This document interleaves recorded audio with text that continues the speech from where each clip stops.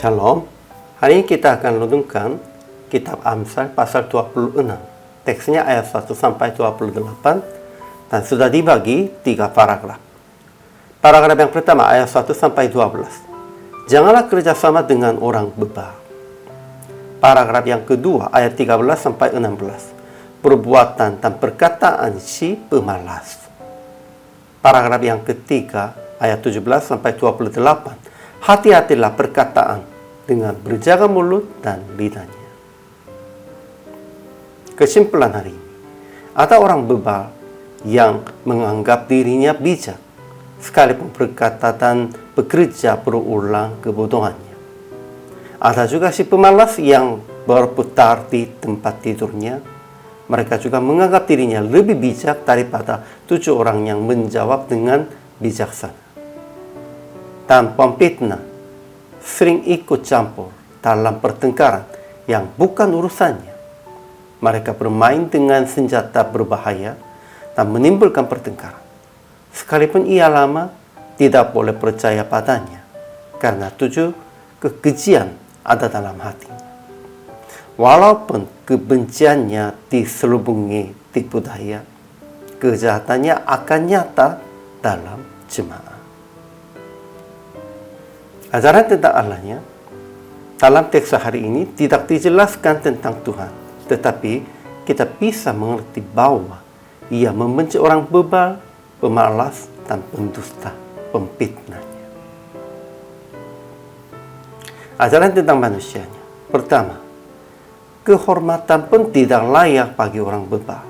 Jangan menjawab orang bebal menurut kebodohannya, tetapi jawablah orang bebal menurut kebodohannya.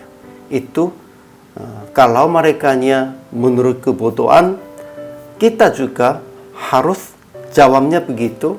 Tetapi kalau ada waktu yang tidak boleh jawab, juga tidak boleh. Hanya pentingnya begitu. Kita harus mereka berpikir dan reaksinya dengan kebodohan mereka. Jangan menghargai amsal di mulut orang bebal. Siapa memperkejakan orang bebal dan orang-orang yang lewat adalah seperti pemanah yang melukai tiap orang.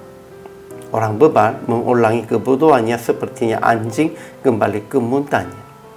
Tetapi orang yang menganggap dirinya bijak, harapan bagi orang bebal lebih banyak daripada bagi orang itunya.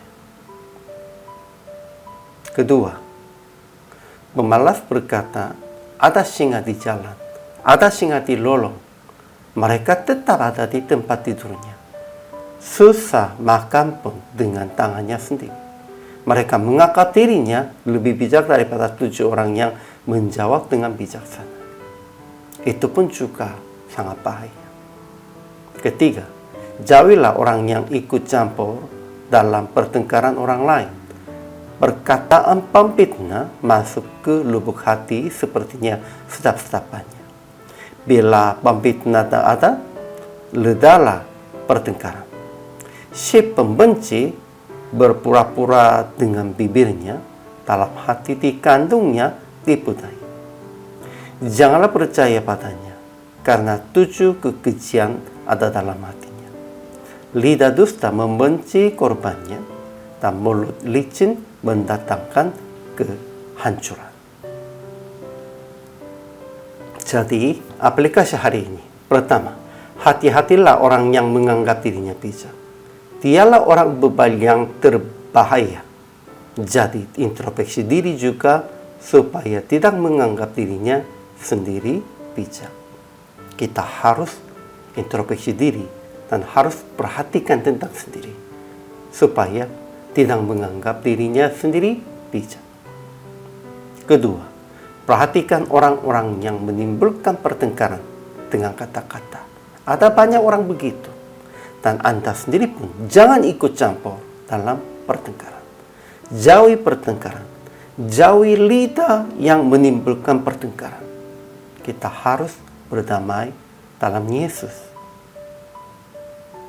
Akhirnya praktik hari ini, hati-hatilah tentang orang bebal, si pemalas dan pemfitnah. yang menimbulkan pertengkaran. Hanya memandang Tuhan dan melakukan berdasarkan pandangan Tuhan tentang dunia ini. Dan berjaga mulut supaya tidak menimbulkan pertengkaran di antara orang-orang. Janganlah menimbulkan pertengkaran.